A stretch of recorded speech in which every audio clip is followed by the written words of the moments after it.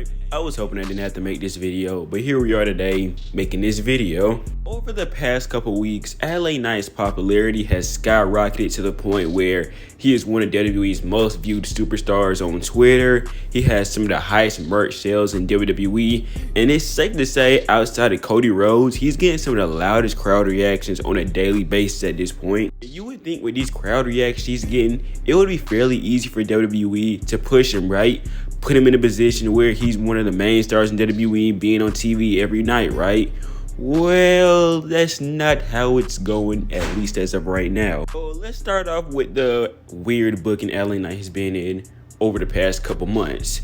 First off, he was eliminated from the Andre the Giant Memorial Battle Royal, came down to the Final Four, and he ended up being eliminated.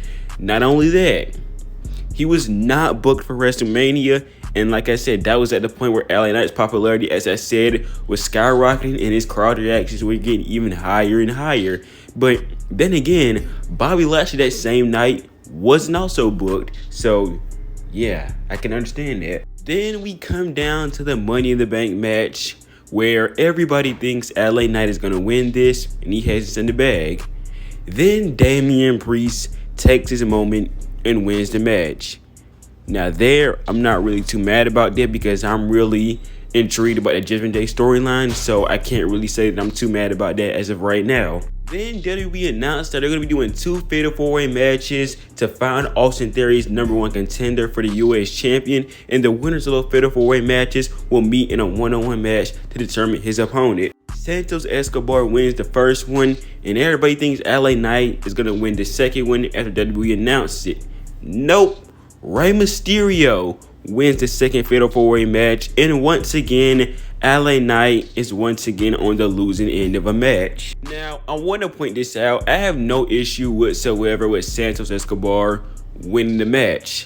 The only thing I fear for at this point is that LA Knight's momentum is slowly gonna take a tumble as he keeps losing matches. Because we've seen this multiple times where a superstar starts to get over and then WWE doesn't really do a lot with them, and over time their push and their crowd reactions start to get lower and lower as the weeks go on. Let's look at Rusev. Rusev starts the Rusev Day gimmick. He starts to lose a bunch of matches. They eventually split him up from Aiden English, the main person who helped him get over with that gimmick. He does win the US title eventually against Shinsuke Nakamura, but that doesn't last long as he will lose it at the next pay-per-view. Over time, once again, Rusev would start to lose momentum, and his crowd reactions once again would start to get lower and lower. But mainly, a lot of that has to do with the fact that WWE did turn him heel, and they also dropped the whole Rusev Day gimmick. Somebody else brought this up. Zack Ryder was another guy starting to get over. Yes, once again, they put the US title over him, but just like Rusev, this title reign did not last long and did Ryder no benefit whatsoever. They would put the Intercontinental Champion on him a couple years later, but once again, that title reign will only last a couple days. To be exact, it lasted a day. Cesaro is another guy you can use for this example, was getting over. He did win the US title, but that was when nobody really cared about Cesaro at that point. He did win the tag team titles, but aside from that US title, he did not have another single title reign in the WWE. And back to Zack Ryder, he was so over to the point where during The Rock's promos, he had to acknowledge the fact how Zack Ryder was so popular, and he was getting to a point where he was so popular in WWE that even The Rock had to acknowledge this. And here's something WWE needs to realize. LA Knight is 40 years old. He does not have a lot of time left as far as his wrestling career. This is the point where a lot of superstars start to regress. They start to not able to pull off the better moves they can.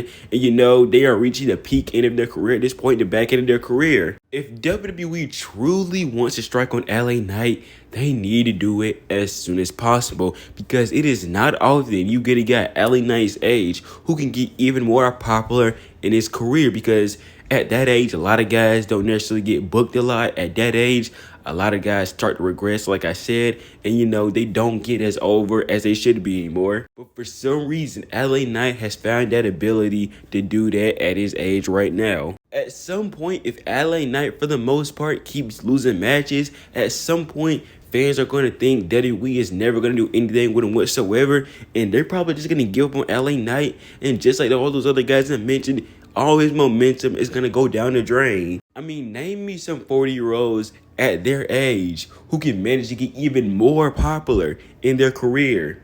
Yeah, you can't name a lot. Because most 40-year-olds nowadays already established. Guys like Brock Lesnar, AJ Styles, a lot of those guys are at this point already established in their career and they can get crowd reactions anytime. In a way, WWE kind of has a rarity with LA Knight at this point. Now, for the most part, I'm going to be patient with this. Even though I have problems with it right now, I'm going to be patient because I feel like there's something bigger for LA Knight coming in the future. And as of right now, we just don't know about it. I can be patient and have that ability to be patient, but at the same time, I don't like waiting long at the same time. But hopefully we get a conclusion to everything soon. LA Knight gets what he wants, the fans get what he wants, and WWE can breathe a sigh of relief.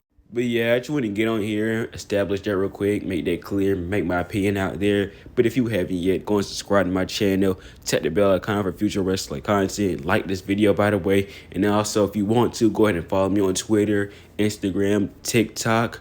All that will be down below in the description. And I will hope to see you guys in the next video. Peace out. And remember, because whose game is it?